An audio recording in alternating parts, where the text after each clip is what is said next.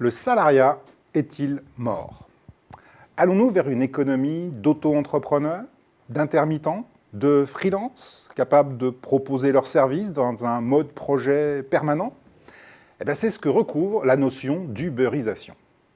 Cette notion fait évidemment référence à la plateforme californienne de voitures avec chauffeur Uber. Créée en 2009, Uber concurrence des sociétés de taxis telles que les taxis G7, créés eux en 1905, et en mobilisant des chauffeurs indépendants qui utilisent leur propre voiture.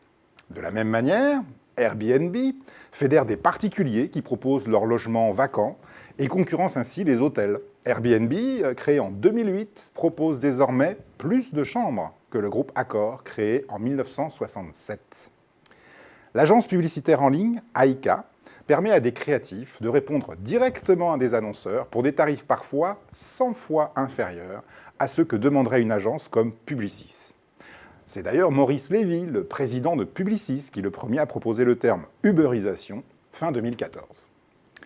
Dans tous ces exemples d'uberisation, le principe est le même.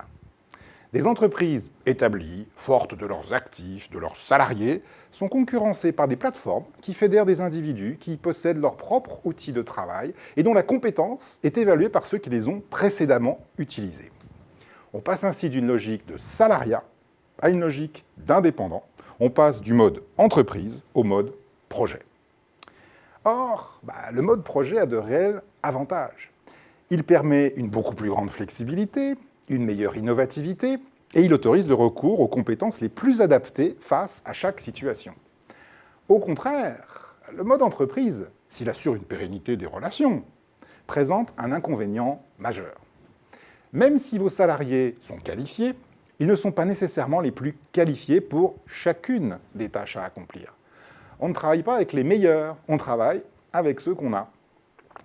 Il faut se souvenir que l'entreprise et le salariat, tels que nous les connaissons, sont nés de la révolution industrielle, lorsque la production en grand volume d'offres standardisées s'est imposée. Il était alors moins coûteux de posséder ses propres actifs et d'embaucher ses propres salariés, plutôt que de les trouver au coup par coup sur un marché.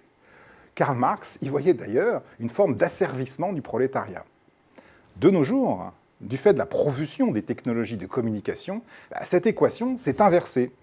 Le marché est devenu moins coûteux que l'entreprise, tout en restant évidemment beaucoup plus flexible. Par conséquent, cette vague de fond semble irrésistible. Et la question que vous devez vous poser n'est pas « est-ce que mon métier va être ubérisé ?» mais plutôt « que ferez-vous lorsque votre métier sera ubérisé ?» Car, d'une manière ou d'une autre, il le sera.